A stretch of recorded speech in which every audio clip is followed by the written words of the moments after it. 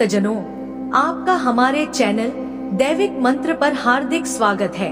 प्यारे भक्तों, महाबली श्री हनुमान जी ज्ञान और बुद्धि के दाता है। वे बहुत शक्तिशाली और अपने भक्तों के रक्षक है। ऐसी मान्यता है कि इनके पवित्र मंत्रों का उच्चारण करने से न केवल आपके अंदर आत्मबल, बुद्धि और तेज बढ़ता है, बल्कि जीवन में आगे बढ़ने के लिए समृद्धि, सफलता व मंगलमय फल की प्राप्ति होती है। अगर कोई भक्त अपने जीवन में उन्नति, धन वैभव की कामना और कैरियर में सफलता चाहता है, तो आज का ये हनुमान मंत्र आपके लिए शक्तिशाली साधन सिद्ध हो सकता है। इस मंत्र के नियमित जाप या श्रवण से आपके अंदर आत्मबल, बुद्धि और सकारात्मक विचारों की उत्पत्ति होती है, जिससे बुद्धि तीक्ष्ण होती है और हर कार्य में सफलता प्राप्त होने लगती है। भक्तजनों, इस मंत्र का नियमित जाप करने से आपके सभी कार्य बनने लगते हैं। धन का अपव्यय कम होकर धन समृद्धि का आगमन होने लगता है। साथ ही शत्रुओं का संहार होता है और जीवन में उच्च पद की प्राप्ति होती है। भक्तजनों, आपको सिर्फ इतना करना है कि जब आप इस हनुमान मंत्र का जाप करें, तो किसी साफ स्थान पर बैठकर इस मंत्र का जाप शुरू करें। परंतु ज्ञात रहे कि मंत्र उच्चारण करने से पहले प्रभु श्री राम का स्मरण जरूर करें, ताकि पूर्ण लाभ मिल सके। तो प्यारे भक्तों, वीडियो पसंद आए तो दिल से एक लाइक और हमारे चैनल दैविक मंत्र को सब्सक्राइब करना बिल्कुल भी ना भूले। साथ ही कमेंट बॉक्स में जय श्री राम लिखकर अपनी उपस्थिति अवश्य दिखाएं। तो आइए भक्तजनों, मंत्र इस प्रकार है। ओम ऐं ह्रीं हनुमते श्री रामदूताय नमः। ओम ऐं ह्रीं हनुमते श्री रामदूताय नमः। ओम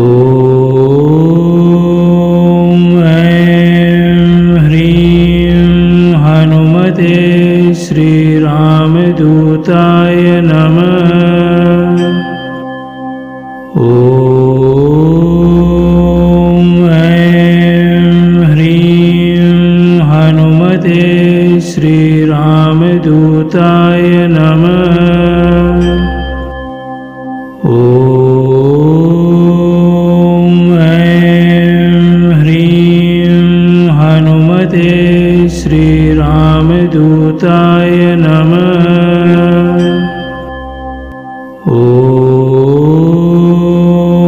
ऐं ह्रीं हनुमते श्री रामदूताय नमः। ओम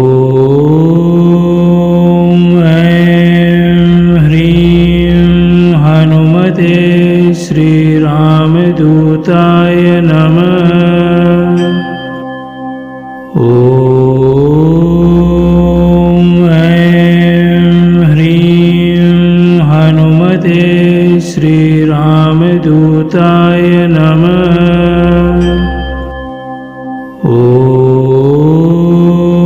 ओम ऐं ह्रीं हनुमते श्री रामदूताय नमः। ओम ऐं ह्रीं हनुमते श्री रामदूताय नमः। ओम ऐं ह्रीं हनुमते श्री रामदूताय नमः।